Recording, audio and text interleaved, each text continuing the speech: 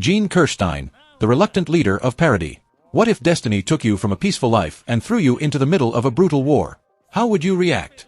This is the journey of Gene Kirschstein, a young man who dreamed of comfort and security but ended up becoming one of the most important soldiers in the fight for humanity's survival. Born and raised in the peaceful town of Trost within Wall Rose, Gene had an ordinary life. An only child of a loving mother, he grew up desiring nothing more than a comfortable and safe existence. His plan was simple: join the army, graduate among the top 10 cadets, and secure a place in the military police, far from the danger of titans that threatened humanity beyond the walls. But destiny had other plans for Gene. Upon enlisting in the 104th Cadet Corps, Gene quickly stood out for his exceptional skills with the 3D maneuvering gear.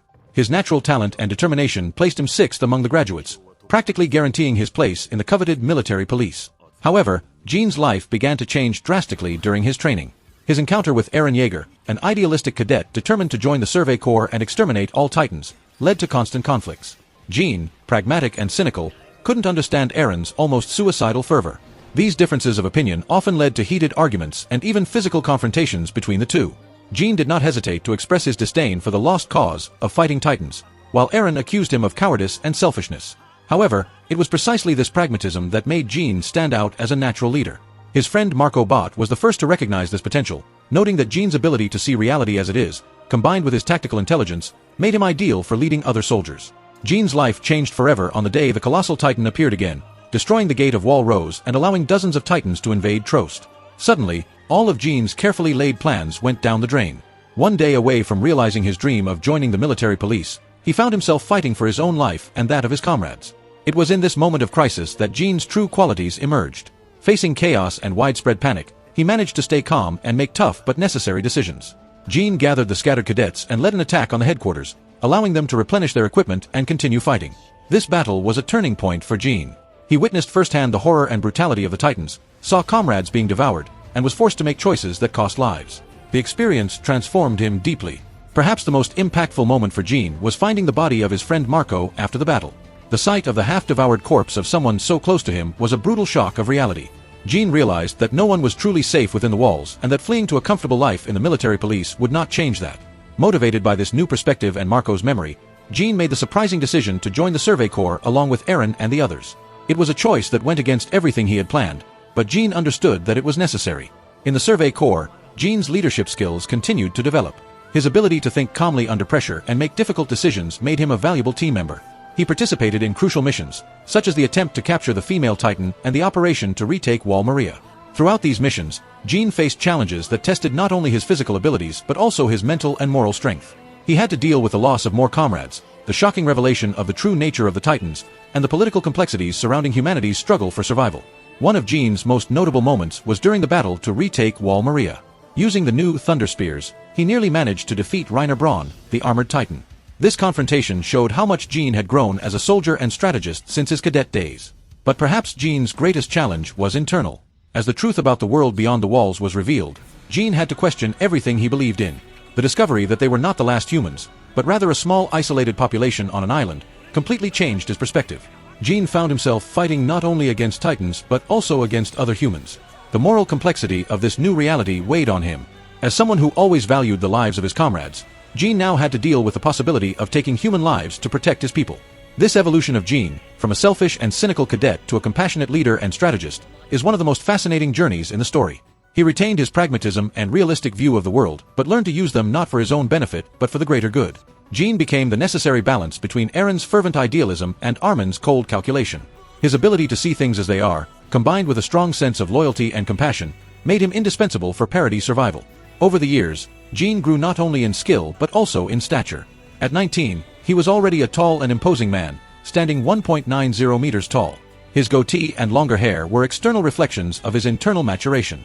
But perhaps the most interesting aspect of Gene's development is how he maintained his humanity amidst so much chaos and violence. Despite all the atrocities he witnessed and the difficult decisions he had to make, Gene never lost his ability to care, to feel empathy, to question the morality of his actions. This constant internal struggle between pragmatism and idealism, between self-preservation and self-sacrifice, is what makes Gene such a complex and relatable character. He represents, in a way, the dilemma of every ordinary person thrown into extraordinary circumstances. Gene never wanted to be a hero. He had no grand dreams of saving humanity or glory in battle. All he wanted was a peaceful and comfortable life. However, when circumstances demanded it, he rose to the challenge, overcoming his own fears and limitations. Gene's journey is a powerful reminder that heroes are not always born but are often forged by circumstances. It's a story about growth, about making difficult choices, and about finding inner strength we didn't know we had. As the final battle for parody freedom approached, Gene found himself in a position he never imagined occupying. He was now one of the main strategists and leaders of the parody army, responsible for making decisions that would affect the fate of thousands of lives. The contrast between the Gene we met at the beginning of the story, a selfish young man dreaming of an easy life in the military police, and the capable and compassionate leader he became is truly remarkable. This transformation did not happen overnight, but was the result of countless experiences, defeats, victories, and lessons learned along the way. Gene learned to balance his natural pragmatism with a greater sense of responsibility. He understood that sometimes sacrifices are necessary for the greater good, but he never lost sight of the value of each individual life. This ability to see both the forest and the trees made him an exceptionally effective and respected leader. But Gene's journey is far from over. As tensions between Parody and the rest of the world escalate, he faces even greater challenges.